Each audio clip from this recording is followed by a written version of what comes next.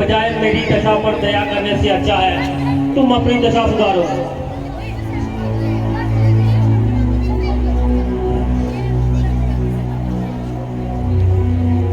आखिर आखिर तू कब तक अपनी हट निभाएगी?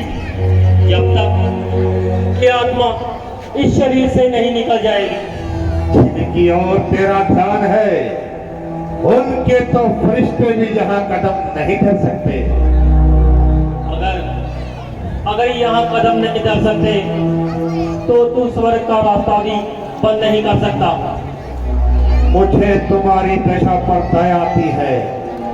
जरा अपने परिणाम को अच्छी तरह विचारो। बजाय मेरी दशा पर दया करने से अच्छा है तुम अपनी दशा सुधारो। आखिर मुझे कठोरता से ही काम लेना पड़ेगा। नम्रता से तेरा जन्म नहीं निकल सकता। तेरा तो समर्थ ही क्या है, परमेश्वर भी मेरे इस ख्याल को नहीं बदल सकते। हुआ हूँ मोहित तुम्हारा मन से, खुद ही को अपनी भुला भुला कर। जरा दया कर ओ संग दिल तू, न मार मुझको जला जला कर। खड़ी सराहने अजल ये कहती है छाना हिला हिला कर।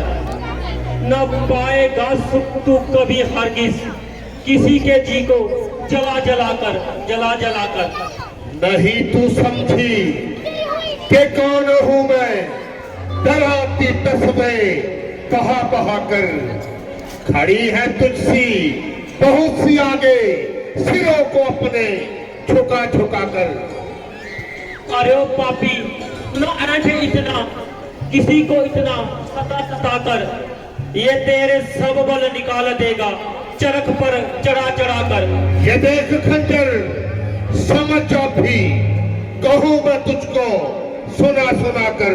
यही दरिंदों को डाल दूंगा मैं तेरे टुकड़े बना बना कर। मिटा ले अपना भ्रम खुशी से, जोर अपना लगा लगा कर।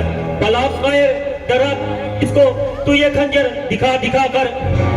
सीता, मैं तेरे अलौकिक सौंदर्य का मान करता हूं, इसलिए कठोरता करते हुए भी डरता हूं। तू फूल है मगर तुझ में बू नहीं। तू विद्वान है लेकिन तुझ में इंसानियत की खू नहीं।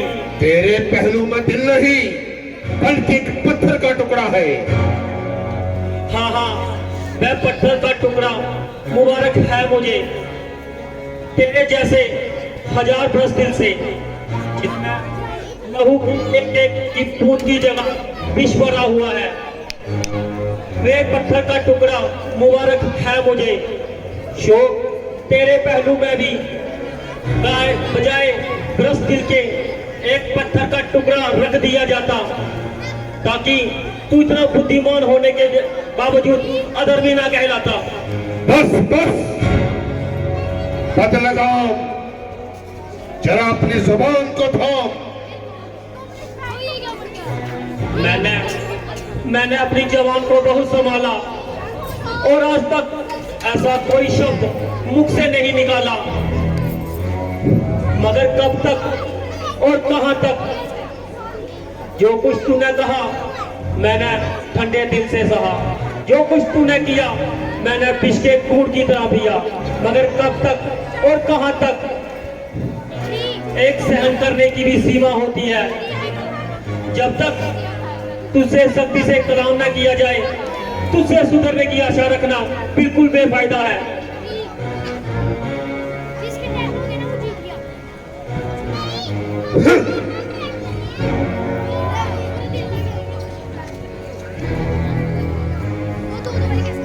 मैं हैरान हूं कि आज ये मेरा खंजर न जाने क्यों बेकार हो रहा है, जबकि मेरी शान में ऐसे भ्रष्ट और अपमानित शब्दों का इस्तेमाल हो रहा है। एक साधारण सी औरत और उसकी ये हिमाकत, इधर मैं और ये सहन की ताकत। मेरा खंजर तो जिसकी ओर झुका उसके प्राण लिए बगैर कदापि ना रुका, मगर ना जाने क्यों आज ये मेरा हाथ तलवार के दस्ते पर जाते जाते न जाने क्यों रुक जाता है। जो मेरा दिल खुद ब खुद कांप जाता है और ऐसा लगता है जैसे सीने पर सांप लौट जाता है। औरत तो औरत, बड़े बड़े वीर पुरुषों में भी इस कदर जुर्रत न हो सकी और किसी की जुबान में इस कदर जुर्रत न हो सकी।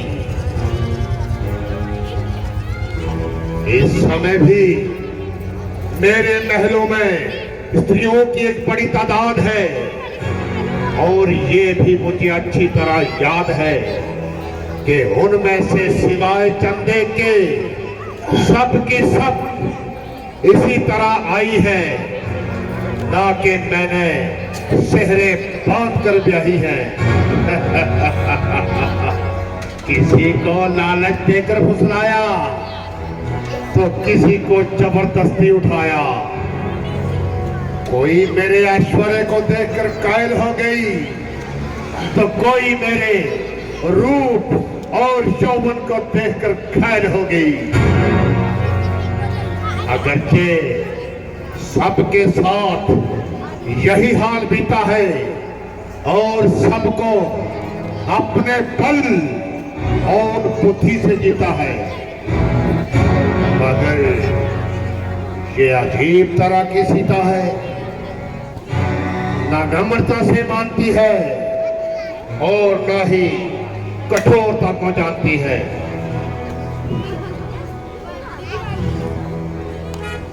लगता है ये प्रिय हठ निभा रही है और मुझे सिर्फ अजमा रही है। बेशक इसने मुझे बहुत अजमाया, मगर मुझे भी रावण कौन कहेगा जो इसे सीधी न बनाया। थोड़ी देर के लिए इसकी मोहब्बत का ध्यान अपने दिल से निकालकर और कुछ ऐसे उपाय इस्तेमाल कर जिससे तंग आकर ये तेरा कहना मंजूर करे, फिर तू इनकार करे और ये तुझे शादी के लिए मजबूर करे। ओ भागी और अज्ञान स्त्री, मालूम होता है कि मौत तेरे सर पर मंडरा रही है, जो बार बार कैंची की तरह अपनी जुबान चला रही है। अरे और निर्लज पापी आत्मा, तेरी थरथराती हुई जमीन स्पष्ट बता रही है, तेरे भीतर से सदाएं मलाल आ रही है। नहीं मालूम कब तेरी नर्म गुफ्तार होवेगी, समझ जा, मान जा, वरना बहुत ही खुमार होवेगी। नहीं मालूम कब ये खत्म तेरी तकरार होवेगी, अब सुन ले या फिर सुन ले मेरी इनकार होवेगी। बहुत सी सरकशों को आजमाया है, मेरे कदमों पे तू कुर्बान आखिरकार होवेगी। उधर जो राज हट है, इधर भी हट प्रिया का है, भला देखे दोनों में किसकी हार होवेगी। तू जिद कर ले या हट कर ले, मगर एक दिन जरूरी है, बुझा रावण की तेरे इस गले का हार होवेगी। चीजें लग सकती सिया की गर्दन से, बुझा रघुवीर की होवेगी या तेरी तलवार होवेगी। किया इजहार मैंने आज तक जिससे मोहब्बत का कहा ऐसी मेरी किस्मत कहाँ सरकार होवेगी। प्रतिभा नहीं हो जो अपनी हो जाल में तेरे, ऐसी गिरी पड़ी मोहब्बत कार होवेगी। इसी में बेहतरी है, मान ले अब भी मेरा कहना, नहीं तो शीघ्र ही रुस्वा सरे बाजार होवेगी। जुल्म करता है अबला जानकर, जिस कदर तू मुझ पर, किसी दिन में पड़ी नैया तेरी बीच मझदार होवेगी। ये निश्चय है मुझे गर्मी से तू हर किस न मानेगी, मेरे खंजर से ही सीधी अभी मक्कार होवेगी। तेरे नापाक हाथों से तो मैं मर भी नहीं सकती, तेरे खंजर से मौत मेरी क्या खाक बदकार होवेगी। सीधो मैं बार बार कहता हूं, ये मेरा कहना मान ले।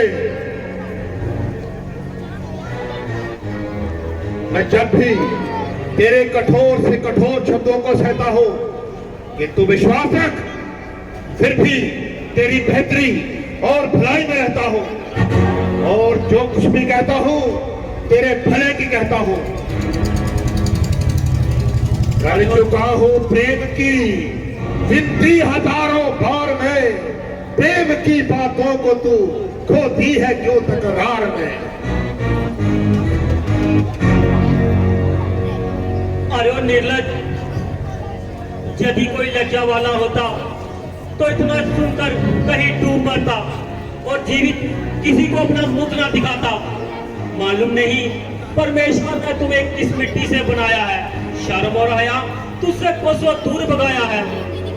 अरे ओ पापी, आखिर तू बहु बेटियों वाला है, जैसे किसी ने गिरा पड़ा ही पाला है। मुंह तोड़ बर्बाद,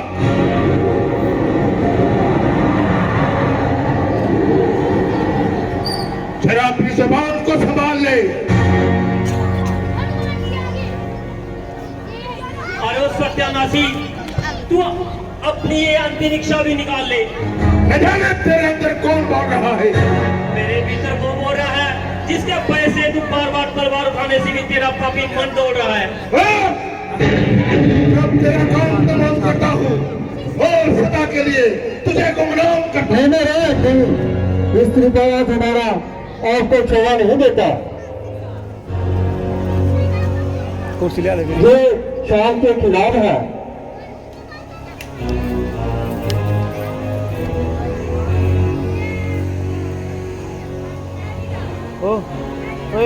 और शांति से काम लीजिए और अपनी तलवार ध्यान में लीजिए।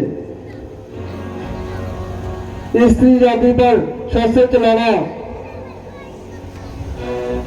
ये शाम के खिलाफ है, बल्कि इसे क्षमा कर देना ये अनजान है।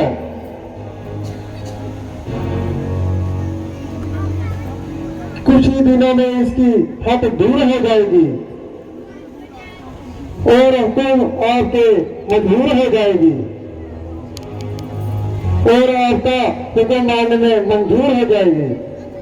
विचार तो यही था कि जब तक इसकी ये हवा मस्तक से ना निकालता तब तक तलवार को म्यान में ना डालता। अगर तुम्हारे कहने से अपने इरादे को बदल देता हूँ और 2 मास का अवकाश और देता हूँ, या तो इसी अवधि में ये मेरा कहना मान लेगी, नहीं तो 2 मास के बाद यही तलवार इसके प्राण लेगी।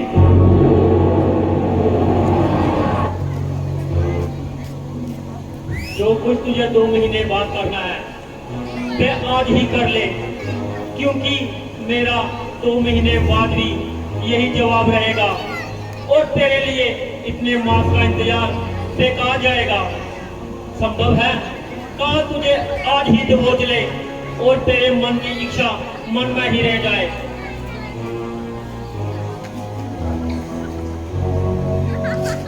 मेरे समझाने से तो बात फटती है और यूं यूं मैं इसको समझाता हूँ, इसकी जिद और चढ़ती है। तो मेरी गैर हाजिरी में इसे समझाना कुछ लालच और भय दिखाना, किंतु ध्यान रहे ज्यादा करोड़ता को काम में ना लाना। जो आज्ञा महाराज। आप कोई चिंता ना करें, मैं इसे अच्छी तरह समझाऊंगी और चुनाव मिलाकर आपके आज्ञा के मंजूर करेंगे। शाबाश शाबाश। यदि तुम मेरा ये काम बनाओगी तो वो मांगा इनाम पाओगी।